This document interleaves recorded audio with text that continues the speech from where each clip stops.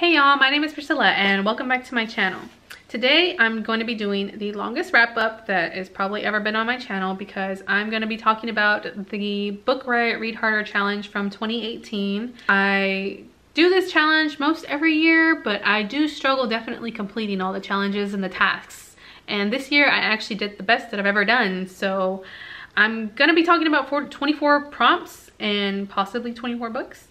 So I'm going to try to talk about these kind of rapid fire style. I don't want to get into too many details, too many synopses, because that video will be too long for me to edit for you to watch. We don't want to do a 30-minute video. So let's go ahead and get into the prompts and the books that I read. So the first prompt, a book published posthumously.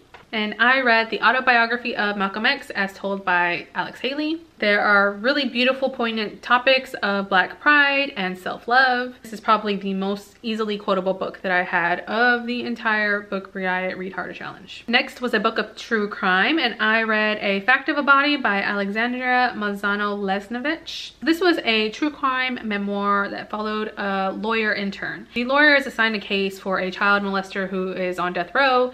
And the hardest part of this book was the flashbacks to her own childhood sexual assault. And it made me uncomfortable. I felt completely unsettled by it. It's the only book that I read in 2018 that went unrated because I just had so much trouble trying to sympathize with a child molester. But at the same time, it's an own voices story, so I don't want to discredit this author's perspective. The next task was read a book of genre fiction. I attempted to read Brave New World, hated it, hated the writing. It's a satire. It's not supposed to be like, what it has to say about the world and society isn't supposed to be taken too seriously because it's a satire, but it was just so poorly written. I don't know why I used to like this book so much, but I ended up DNFing it. Task number 4 was read a comic written and illustrated by the same person. I read Something New by Lucy Nestle and absolutely adored it. It was one of the biggest surprises of 2018 because I didn't expect to like it as much as I did. And it's a look at wedding culture in the United States from a very privileged white young woman. But I think it had a lot of important and interesting things to say, especially considering that the author is bisexual.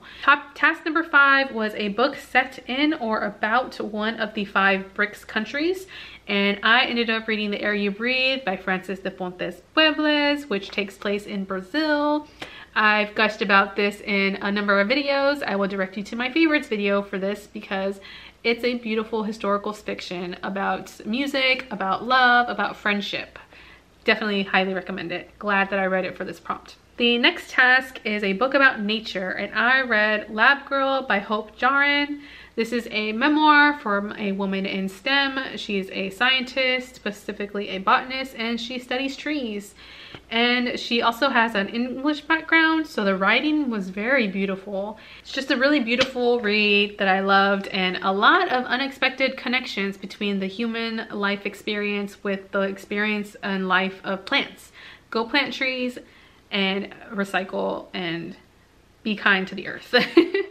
All right, prompt number 7 is a Western, and for this I read Six Guns Snow White by Catherine M. Valente. Did not get along with this book at all. I tried, I wanted to like this book so much. Snow White is biracial, she's indigenous, and I wish I liked this writing more. Prompt number 8 was a comic written or illustrated by a person of color. I read Misadra by Isiman Omar Atta.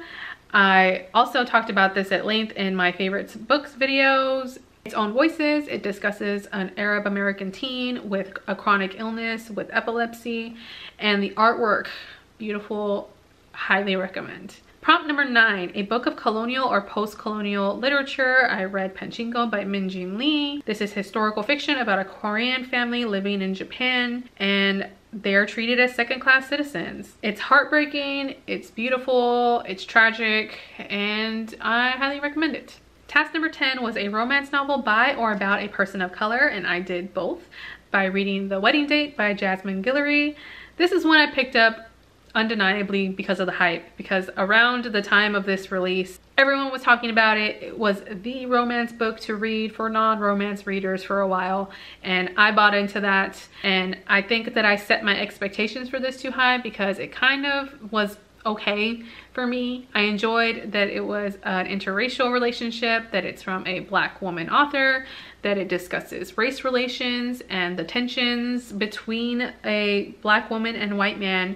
Didn't like the white dude though. Like, Drew is a horrible person to hear his inner monologue. And while there is growth, I just couldn't get on board with the main character, with their pairing, with them ending up together in the end. Task number 11 was a children's classic published before 1980, and I read James and the Giant Peach by Roald Dahl. This was what I expected. It was quirky, it was dark, it was fairy tale-esque. It was about a child that's living as in an abusive household with his aunts that treat him like crap, and then he goes on an adventure and ends up meeting friends that actually treat him like a human being, so that was nice, but it was just okay. Task number 12 was a celebrity memoir. I read The Last Black Unicorn by Tiffany Haddish, and the audiobook is also narrated by Tiffany Haddish, so that was fun. But I had in the end some mixed feelings about it, particularly about a specific chapter that she kind of narrates a disabled character, which I won't call ableist, but it definitely gave me some pause. But I did enjoy it while reading it, so I think pretty typical for a celebrity memoir. It wasn't very memorable in the end. Topic number 13 was an Oprah book selection, and I failed at this miserably. I tried to read Love in the Time of Cholera. Did I even try? I mean, I put it on my list if that counts as trying, but I didn't even pick it up. Task number 14 was a book of social science. I also failed this one miserably, but there was an attempt because I checked out Evicted by, I can't remember the author's name, but I checked it out from my library and just didn't get around to it. I wasn't in the right headspace to read that nonfiction book, even though I really wanted to because it was one of Barack Obama's favorites from the previous year. So I still need to read that. It's still in my TBR. Task number 15 was a one-sitting book. And for this, I am going to use one of my children's books. I read Separate is Never Equal by Duncan Tonotua.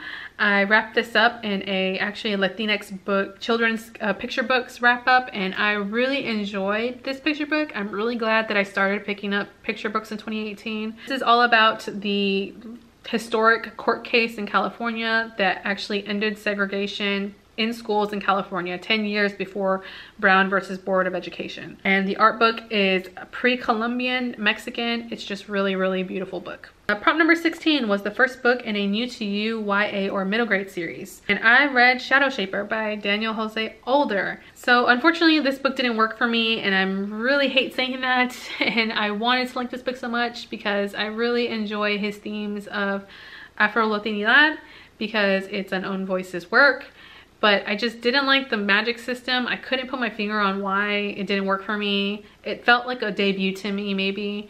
But I'm definitely going to be looking out for his other work because Yvette over at Book Cave and Jocelyn over at You'll Get the Book both love Dactyl Hill Squad, and that may work better for me. 16. I don't know what tasks we're on, but the next task was a sci-fi novel with a female protagonist and by a female author.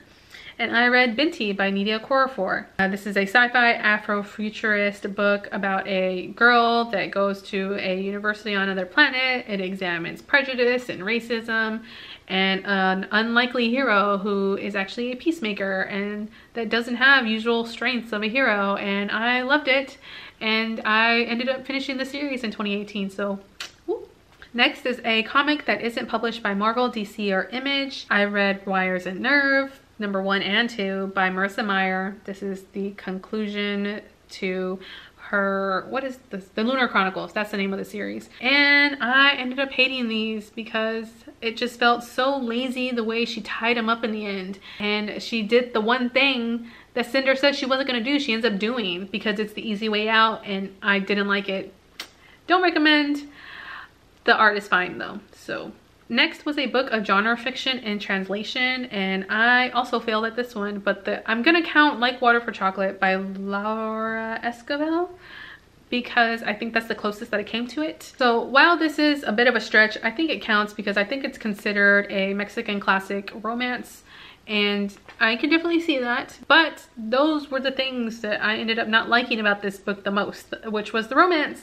But I really did like the subtle magical realism and the recipes and the food. So glad I read it, but oh man, I did not like that romance. Next was a book with a cover that you hated. I attempted to read The Mexican Flyboy and I failed because I DNF'd it. I did not like it.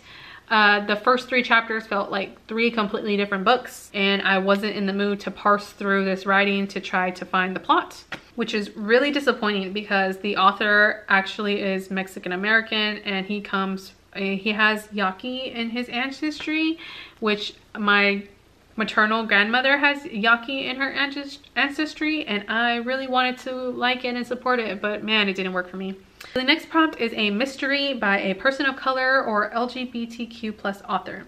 And for this, I ended up reading Strangers by David Alexander Robinson. This is a YA paranormal mystery that follows an Own Voices Canadian Indigenous main character. And I just realized this is a shitty book to choose for this prompt because it does have Bury Your Gaze in it.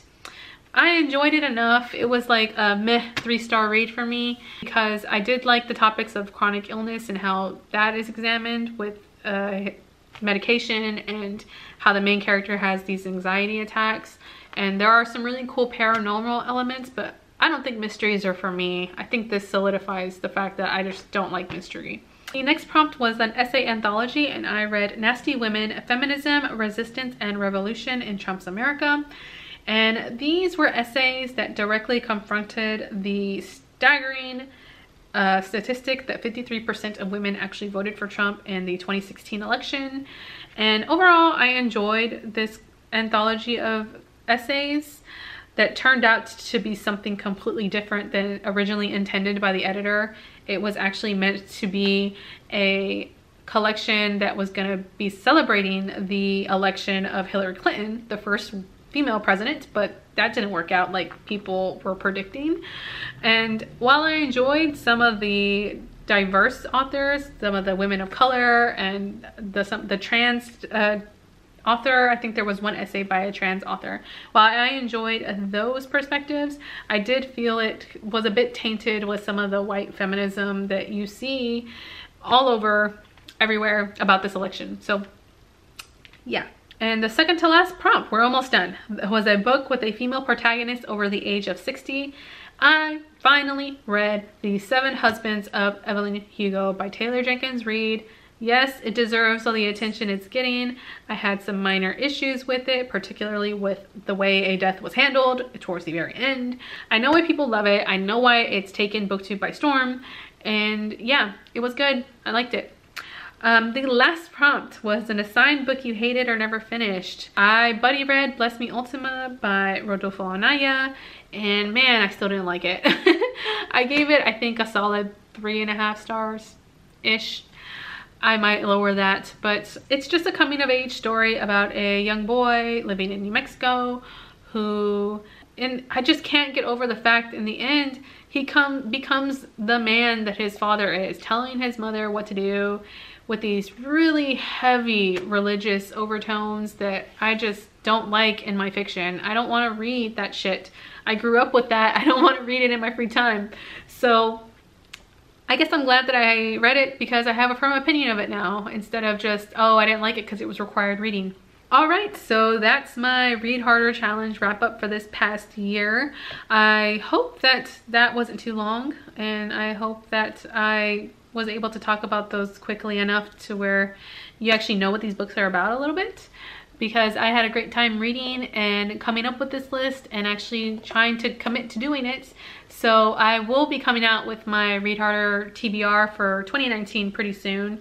I think I finally narrowed down the majority, if not all, of those prompts and the books I want to read for them. So that's coming soon. But please leave a comment below if you've read any of these or if you're participating in the Read Harder Challenge, because I'd love to hear from you. But that's all I have for this video. So thank you so much for watching, and I hope to catch you in the next one. Bye!